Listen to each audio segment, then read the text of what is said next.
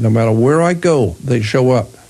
And they will frighten anybody that works with me or is around me, saying that we will sue you if Jordan Maxwell speaks at your conference. We will sue you. His name and his work belong to us, and he can't do anything without our express written permission. We own him, and we own his life, his name, his work. And so I'm thinking, my friend down in San Diego. My bookstore friend said, if this kind of thing continues and stands in court, if this kind of conduct stands in court, then you will be, he said to me, you will be the freest man. No, you will be the most enslaved man in the freest country. You will be famous. In America, there is one man who is famous, who is owned. He's property of someone else, that they own him. So that's what these people are alleging, that they have been alleging for 4 years, that they own me, period. And this is why I have not been able to do anything. So in answering a lot of people who email and want to know why I haven't been doing radio, it's because I can't. I'm being stalked by these people, and somewhere along the line it's got to stop. And so that's why we're going to court and deal with these people. For the first time, I've actually got someone who is defending me and defending this show and defending you as the owner of the show. So hopefully we'll get this thing over with soon. So that's the name of that tune. That's why we haven't been doing too much, and that's why I'd like to start doing a new show and revitalizing the whole idea of the Jordan Maxwell Show with some really new material and new pictures and documents for each subject. So that's it. So that's where we are, and that's where we're going right now, to court. I was watching one of these public broadcasting programs on TV late at night, and Timothy Geithner was being grilled by one of the old senators or congressmen. The League of Dinosaurs. Yeah, the League of Dinosaurs. And Timothy Geithner was being asked by this senator about the banking procedures or something. But interesting the way he said this. He said, Senator, with all due respect, you don't really understand how the commercial world really works. You really don't get it, how banking works. I've been saying the same thing for years to the world, to the whole world. Nothing works the way you think it does. Banks do not do what you think they do. Insurance companies do not do what you think they do. Nothing works the way you think it does. And this is what Timothy Geithner was saying to that old congressman. With all due respect, you don't know how banks work. And this is why I've been saying this for many years. I've said so many times that the people of America have no power to do anything. They can only sit by and watch things happen, but they have no power whatsoever to cause anything to happen. The reason why the people of America have no power is because knowledge is power. And they have no, that's spelled N-O, not a little, no knowledge, period, of how the world actually works. And so once you start hearing total experts explain to you the esoteric, occult significance of how banks really work, what money actually is, and how the state is really set up, how the government is really set up.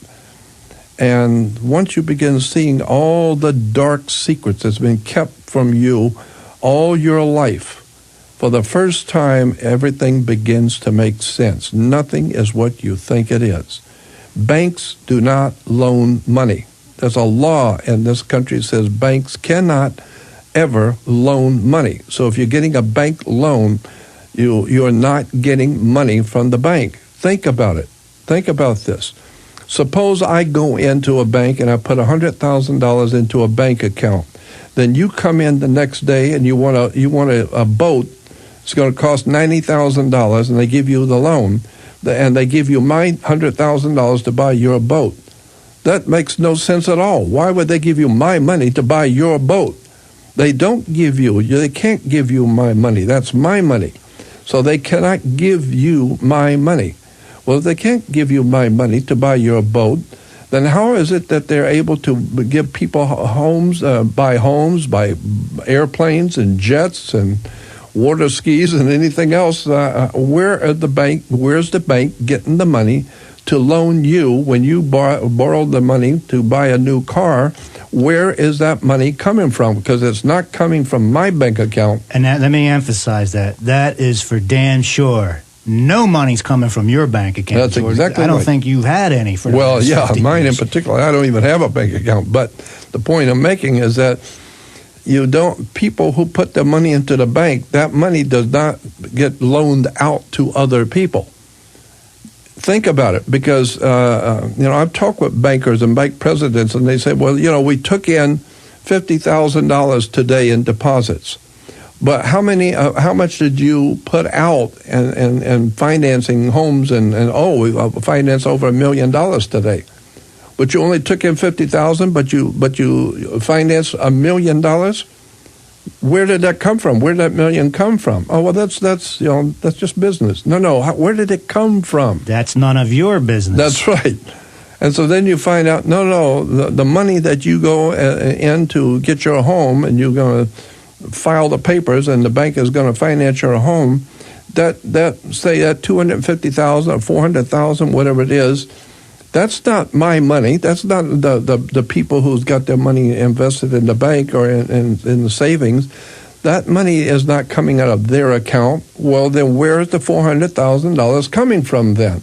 And there's another slight technical point to make, too. You put something in a bank, it's not yours anymore. That's right. The law actually states that when you put money into a bank, the money itself is no longer yours by law. It's the bank's money. And the reason why is because the whole banking system printed the money to start with. You didn't have anything to do with printing the money. You're using the bank's money. And so, therefore, that's why you don't own anything in America. That's another big thing. People talk about what they own. You don't own anything in America. Your home, I don't care what you have what is called an equitable interest. You don't own anything. You have an equitable interest. So if you pay $30,000 for a new car, you've got $30,000 interest in that car. So if somebody's going to take it, okay, well, they have to pay you. Have to pay you something for the car because you have an equitable interest in it, but you don't own the car. That's correct. The car is owned by someone else, and that's why you have to register the car. It's a registration. Why? Because you don't own the thing. So the people who own it need to know, where's my car? Where is my car that I bought, that I own? Well, it's somewhere out in L.A. No, don't give me somewhere in L.A. I want to know who's driving it, what the address is. I want to know if this guy's got a license. I want to know if his credit report, because he's driving my car. And so that's why you don't own your home. You don't own your car. As a matter of fact, you don't even own your own son and daughter. You don't own anything in America. Let me explain to you why. You cannot pay a bill in America. So when you hear people saying, I have this bill to pay, or I've got to pay this bill, you cannot pay a bill in America. It cannot be done by law. You can discharge a debt, but you cannot pay a bill. Let me give you an example why, and I've said this before. Suppose you are a painting contractor and I ask you to come paint my office, and you say, okay, I'll do it for $100. Well, when you're through with the job, you give me a bill for $100. That's the way it's done in commerce. So you give me a bill for $100. I reach in my pocket and I pull out a $100 bill and I give it to you. Now you've been paid. You give me a bill for $100, I give you a $100 bill. No, I gave you a bill for $100. That's what's called a $100 bill.